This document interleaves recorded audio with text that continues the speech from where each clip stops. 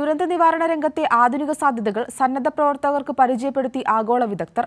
കൊച്ചിയിലായിരുന്നു ആഗോള വിദഗ്ധരുടെ നേതൃത്വത്തിൽ സന്നദ്ധ പ്രവർത്തകർക്കായി ശില്പശാല സംഘടിപ്പിച്ചത്. സെർച്ച് ആൻഡ് റെസ്ക്യൂ മെഡിസിൻ എന്ന പ്രത്യേക മേഖലയിലാണ് സംസ്ഥാനതല സന്നദ്ധ സേനയ്ക്ക് പരിശീലനം നൽകുന്നത്.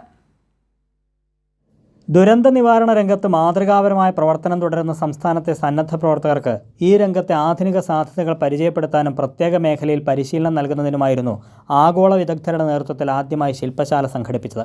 പ്രീ ഹോസ്പിറ്റൽ വൈദ്യസഹായത്തിൽ ശ്രദ്ധ കേന്ദ്രീകരിക്കുന്ന സെർച്ച് ആൻഡ് റെസ്ക്യൂ മെഡിസിൻ എന്ന പ്രത്യേക മേഖലയിലാണ് സംസ്ഥാനതല സന്നദ്ധ സേനയ്ക്ക് പരിശീലനം നൽകുന്നത്. ഇതിനു മുന്നോടിയായാണ് ഉന്നതതല പരിശീലന ശില്പശാല സംഘടിപ്പിച്ചത്. 14 ജില്ലകളിൽ നിന്നുള്ള 50-ലധികം തെരഞ്ഞെടുക്കപ്പെട്ട സന്നദ്ധ പ്രവർത്തകർ ശില്പശാലയിൽ പങ്കെടുത്തു.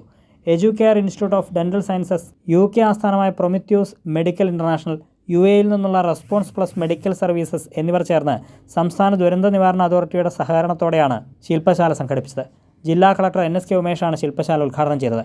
KSDMAയുമായി സഹകരിച്ച് കേരളത്തിലെ 14 ജില്ലകളിലും സമാനമായ ജില്ലാതല ശില്പശാലകൾ സംഘടിപ്പിക്കുകയാണ് ലക്ഷ്യമെന്ന് എഡ്യൂക്കെയർ ഇൻസ്റ്റിറ്റ്യൂട്ട് ഓഫ് ഡെന്റൽ സയൻസസിന്റെ മാനേജിംഗ് ഡയറക്ടർ നാസർ കിളിയമണ്ണിൽ പറഞ്ഞു. കേരളത്തിൽ ഇത്രയും അധികം വോളണ്ടിയേഴ്സുള്ള ഒരു കമ്മ്യൂണിറ്റി ഉണ്ട്. ആ ഒരു കമ്മ്യൂണിറ്റിയെ ഒന്ന് ട്രെയിൻ ചെയ്തിട്ട് പ്രോബബ്ലി ദാറ്റ് വുഡ് നമ്മളെ കുറേ കൂടി ലൈഫ്സിന് സേവ് ചെയ്യാനും പറ്റും.